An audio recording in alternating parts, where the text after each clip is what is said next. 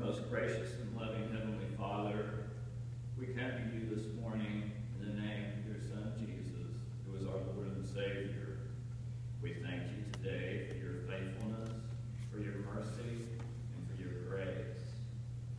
We ask that you would help us to keep our priorities straight, that you would help us to seek your kingdom and your righteousness first, and let all of the other things in our life then fall into place. Help us to make the right choices that will count for eternity. May we not cause a fellow brother or sister in Christ to stumble by our actions. This morning we do lift up to you our needs. We know that even if no one else knows our struggles, Heavenly Father, we trust that you do. May your hand be upon those that are sick and shut in, those that are in the hospital and nursing homes, those that are traveling, those that are grieving the loss of a loved one, our leaders and our troops. We pray for your word as it is preached, not only here at our church, but everywhere around the world this day. We pray for a revival of godliness, righteousness, and holiness, and for the forces of evil to be defeated. We ask all these things in the name of Jesus Christ, our Lord and Savior, who taught us to pray together as one. Let us join in saying our Lord's Prayer. Our Father, who art in heaven, hallowed be thy name. Thy kingdom come, thy will be done, on earth as it is in heaven. Give us this day our daily bread, and forgive us our debts as we forgive our debtors. And lead us not into temptation, but deliver us from evil. For thine is the kingdom, and the power, and the glory forever. Amen. Well, our scripture this morning comes to us from the Gospel of Matthew, from the 5th chapter, verses 21 through 37. You have heard that it was said to those of ancient times, you shall not murder, and whoever murders shall be liable to judgment. But I say to you that if you are angry with a brother or sister, you will be liable to judgment. And if you insult a brother or sister, you will be liable to the council. And if you say, you fool, you will be liable to the hell of fire. So when you're offering your gift at the altar, if you remember that your brother or sister has something against you, leave your gift there before the altar and go. First, be reconciled to your brother or sister, and then come and offer your gift. Come to terms quickly with your accuser while you're on the way to court with him. Or your accuser may hand you over to the judge, and the judge to the guard, and you will be thrown into prison. Truly I tell you, you will never get out until you have paid the last penny. You have heard that it was said, you shall not commit adultery. But I say to you that everyone who looks at a woman with lust has already committed adultery with her in his heart. If your right eye causes you to sin, tear it out and throw it away. It is better for you to lose one of your members than for your whole body to be thrown into hell. And if your right hand causes you to sin, cut it off and throw it away. It is better for you to lose one of your members than for your whole body to go into hell. It was also said, whoever divorces his wife, let him give her a certificate of divorce. But I say to you that anyone who divorces his wife, except on the ground of unchastity, causes her to commit adultery. And whoever marries a divorced woman commits adultery. Again, you have heard that it was said to those of ancient times, you shall not swear falsely, but carry out the vows you have made to the Lord. But I say to you, do not swear at all, either by heaven, for it is the throne of God, or by earth, for it is his footstool, or by Jerusalem, for it is the city of the great King. And do not swear by the hair on your head, for you cannot make one hair white or black. Let your word be yea,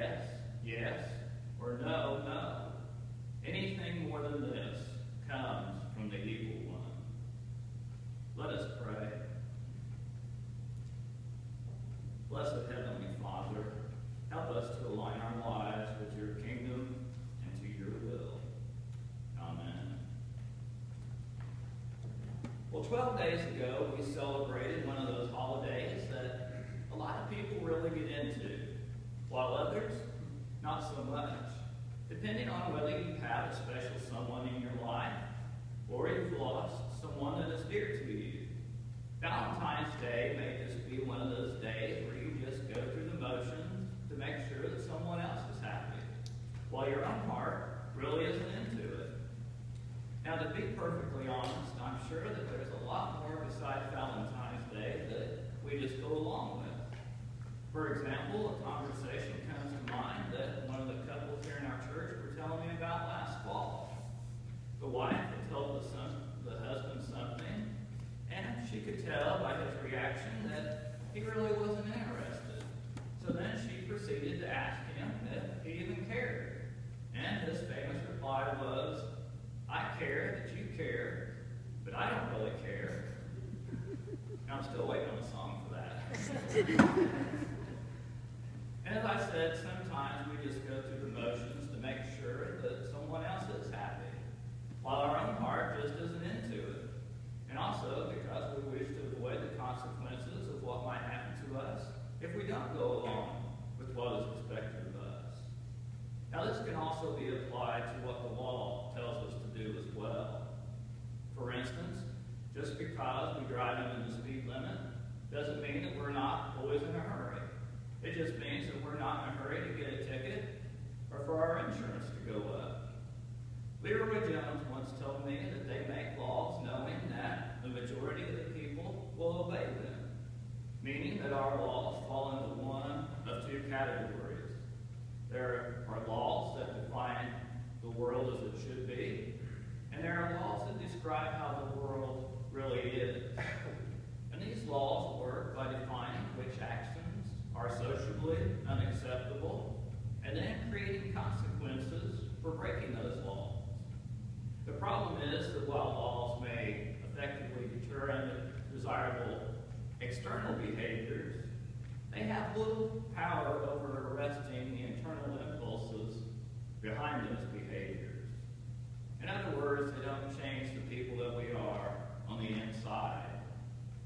Now, if you need evidence that laws by themselves can change people's behavior, I suggest this afternoon when you get home, just Google prohibition. Studies have been done on what law-abiding people like ourselves would do if they knew for certain that they would never be caught or punished. And the results are kind of scary. Well, as we go through what we know as the Sermon on the Mount this morning, we see how our Lord Jesus exposed outward obedience to the letter of the law to conceal an inward disobedience to the spirit of the law. Again and again, Jesus makes this point by saying, "You have heard." And then he names a commandment, while he goes on to say, "But I say to you." And then he would point out the loopholes that people use for technically not disobeying the commandment, but certainly not obeying the spirit of that commandment. To begin with, he talked about the commandment against murder. You have heard that it was said, "You shall not murder." But I say to you that just because you don't take the life of another person with your hands does not excuse your anger toward them. The anger that leads you to the violence of assassinating their character with your lips when you gossip about them, or wounding them with your angry words, or with your hostile silence. Now please be aware that Jesus isn't saying that it's a sin to be angry, because even our Lord would become angry at times. For there is a kind of anger that is justifiable, the kind of anger we feel when a wrong is done to us or another, the kind of anger that inspires protest against injustice. But then there's the anger that comes from hatred, intolerance, pride, or from just not getting our way. Of course, the law says that we must not commit murder. But Jesus says that we must go even deeper and get rid of the attitudes that lead to all kinds of violence, including the hostility and resentment that festers and grows until it boils over into a million other ways of wounding just short of taking someone's life.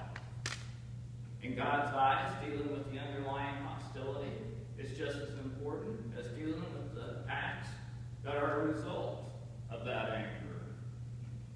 And he had the same thing to say about the commandment against adultery and the laws of that time pertaining to divorce. You have heard it said, "You shall not commit adultery." But I say to you that adultery is just the tip of the iceberg, beneath which lurks the lust that treat another person as nothing more than an object. The problem with the laws concerning adultery and divorce in Jesus' time was that they reinforced the treatment of women as objects. Adultery laws were not about infidelity between two equal partners. They were about property rights over another person. The law guarded a man's authority over his wife and guaranteed that the children she bore were his own. If a married woman had relations with someone other than her husband, she was an adulteress. But a married man was not an adulterer if he cheated on his wife, as long as it was not with another man's wife. The law permitted a man to divorce his wife simply by writing a certificate of divorce, God bless you, and giving it to her in the presence of witnesses. A husband had a legal right to terminate a marriage and turn his wife out on the streets with no way to support herself for something as trivial as burning his meal. And yes, when I was doing this yesterday, my wife said, "Since we're going to have witnesses in the morning and I burnt your meal this morning, are you going to hand me a piece of paper?" No, I'm not going to do that.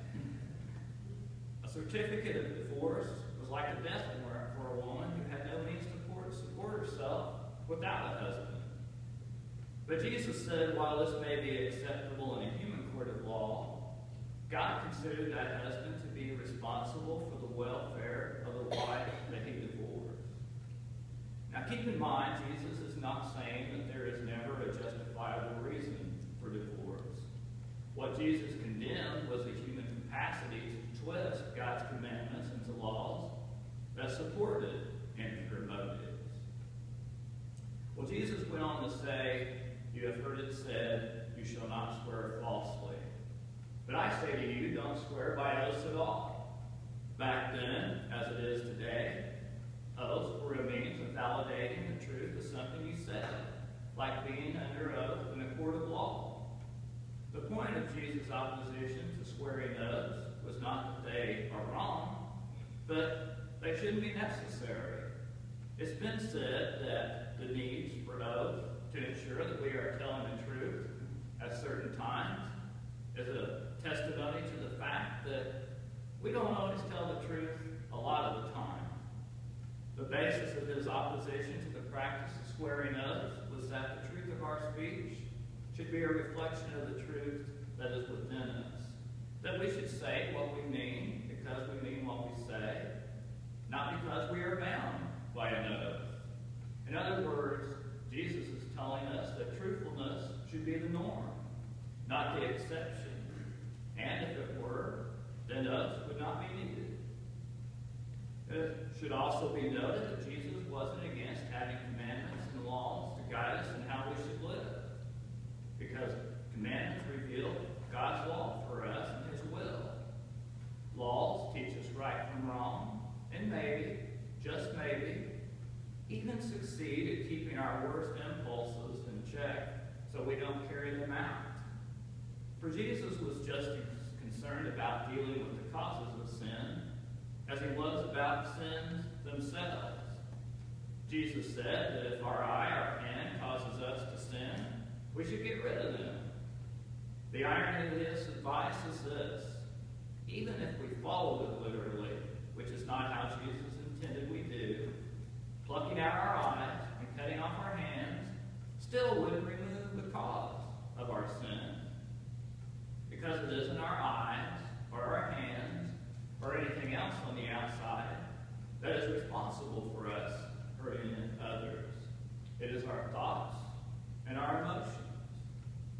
If anger leads to violence, then anger is the primary issue that we need to deal with.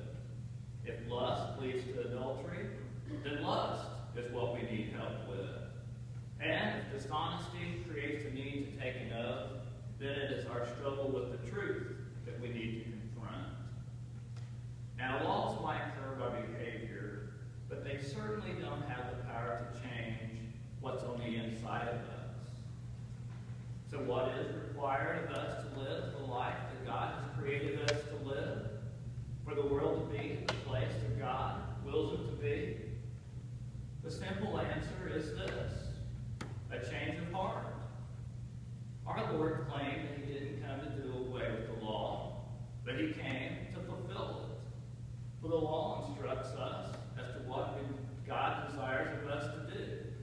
Of course, it may be something about our behavior on the outside, but the law cannot do anything about eliminating what drives those behaviors from the inside. In the Sermon on the Mount, Jesus raises the bar for what it means to live as God created us to live. And He raises the bar above the keeping of the commandments so that we can understand the limits of our virtues and realize the impossibility of being who God calls us to be by relying solely on our own resources. Jesus fulfills the intent of the law by offering to transform us from within, so that we can choose to live the life that God offers us, and not out of any fear for the consequences of disobedience, but through a change of heart that comes with an experience of God's love for us. Because it's only the experience of that grace-filled love, and not any law, whether it be of human or divine origin, that has the power to work with us from the inside out, so that we can freely choose to live the life that God has created us to do, and to live it with all our heart.